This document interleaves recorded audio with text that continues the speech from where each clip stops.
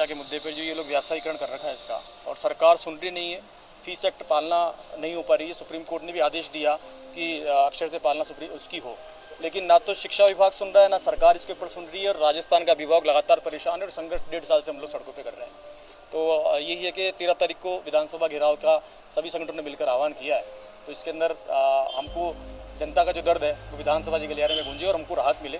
सरकार इसके ऊपर एक ऑडियंस को ही लेके आए, 2016 फीस एक्ट की पूरी पालना सरकार करवाए। और ये जो कहीं ना कहीं ये लगातार जो इतना विवाद हुआ है, लगातार इसके ऊपर कोर्ट के आदेश के बावजूद सुनवाई नहीं है। बच्चों की ऑनलाइन क्लास बंद कर दी इन लोगों ने, और जिन्हें बाकायदा उनके एग्जाम के रिजल्ट रोक दिए हैं बड़े बड़े जयपुर के स्कूलों ने।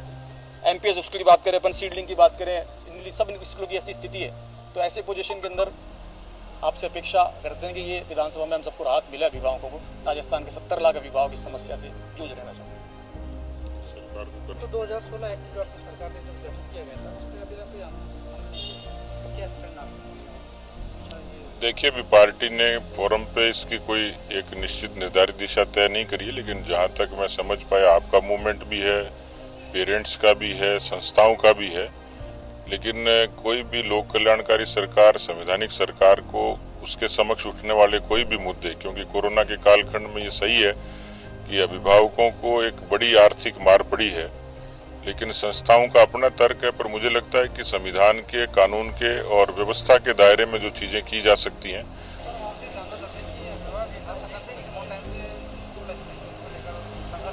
जी देखिए, भाविक संघ जो है बहुत जोरदार तरीके से इस इशू को उठा रही है। कारण रीज़न क्या है कि कोविड काल के दौरान इतनी बुरी स्थिति आ गई पेरेंट्स के लोगों की सैलरी आधी हो गई। आज मार्केट के अंदर 50% दुकानें बंद हो गई, दुकानों के किराए नहीं दिए जा रहे, गवर्नमेंट टैक्स पे टैक्स लगाई जा रही है। अब भाविक क्या चाहता है? भाविक यही तो चाहता है, फीस माफ के लिए नहीं चाहता। वो ये नहीं चाहता कि हमारे बच्चे फ्री में पढ़े, वो कहते हैं कि रिजनेबल करो। आज स्कूलों की फीस इतनी है, मैं आपको बता नहीं सकता। जिस व्यक्ति के 2 बच्चे हैं उसकी जितनी सैलरी है उतनी उनकी फीस है। वो खाएगा क्या? फीस देगा कि इनको कुछ देगा? तो कुछ मानवीय दृष्टिकोण स्कूलों को अपनाना चाहिए। सदा एक जैसे दिन नहीं रहते, फीसों को कम करें। और मेरा ये मानना है कि कम से कम 50% से कम तो बात होनी नहीं चाहिए। 50% फीस दे और हर पेरेंट्स 50% फीस भी कहीं से उठाएगा, कहीं से लोन लेगा, वो चुकाएगा, क्योंकि उससे वो बच्चे पढ़ा रहे हैं। मगर इस तरीके से जो फीसें वो ले रहे हैं, ये बर्दाश्त से बाहर है। मेरी स्कूल की जो संचालक है उनसे भी अपील है कि वो मानवीय दृष्टिकोण को देखते हुए इनकी बात सुने। और 1-2 साल, क्योंकि ये 1 साल भी ऐसा ही जाएगा, तीसरी की लहर की वजह से कारोबार बिल्कुल नहीं चल रहे। कम से कम 2 साल फीस को 50% करें, उसके बाद बैठ के फिर बात हो जाए। अभी जो है ये मानवीय दृष्टिकोण से बहुत ही ज़्यादा फीस है। और भाविक संघ को मैं साधुवाद देता हूँ कि वो काफ़ी समय से, लंबे समय से संघर्ष कर रहे हैं पेरेंट्स के लिए, उन बच्चों के लिए, बच्चों के भविष्य के लिए।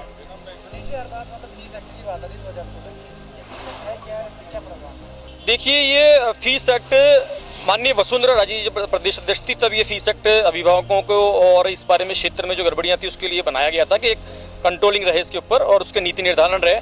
उसमें ये प्रावधान था कि कोई भी निजी स्कूल जो है 3 साल में अपनी फीस बढ़ा नहीं सकते। 3 साल में एक बार ही बढ़ाएंगे, और वो भी 10% से ज़्यादा नहीं बढ़ा सकते। दूसरा, प्रत्येक स्कूल के अंदर पेरेंट टीचर एसोसिएशन PTA गठन होगी, जिसके अंदर प्रत्येक अभिभावक उसका मेंबर होगा। शहरी क्षेत्रों के अंदर जो है इसके लिए शुल्क लिया जाएगा और ग्रामीण इलाकों में शुल्क लिया जाएगा। एक मिनिमम शुल्क 50 रुपये इसका रहेगा।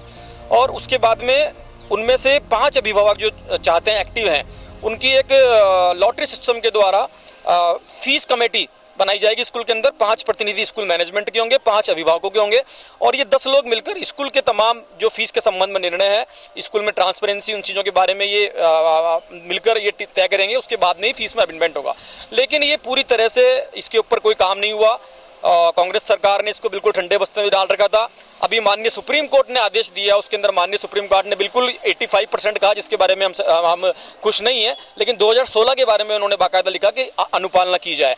उसके बावजूद भी आज इतने समय हो गया सुप्रीम कोर्ट के आदेश के, उसके बावजूद भी स्कूलों ने, राजस्थान के 95% ज़्यादा स्कूलों ने अभी भी फीस इसके लिए कोई कदम नहीं उठाए हैं। सरकार इसके ऊपर मौन है, जिला शिक्षा अधिकारी इसके ऊपर कार्रवाई नहीं करते। फर्जी कमेटियां, ये माहेश्वरी स्कूल के अभिभावक पड़े हुए हैं, फर्जी कमेटियां इन लोगों ने बना रखी है, पेपरों में कार्रवाई करते हैं। ये बड़ा दुख का विषय है। इसी को लेकर 13 तारीख को और तमाम मांगे हैं, उनको लेकर 13 तारीख को राजस्थान विधानसभा घेराव की घोषणा हम सब अभिभावक संगठनों ने मिलकर करी है और आज हम उसी के लिए यहाँ पर भी आए हैं। भारतीय प्रतिपक्ष के जो नेता है, जनता ने जिनको चुना, तो इनके माध्यम से भी आवाज विधानसभा के अंदर गूंजे और राजस्थान के 70 लाख अभिभावकों को न्याय मिले जो शिक्षा को भ्रष्टाचार बना रखा है। इस बारे में हमारा ये प्रयास है।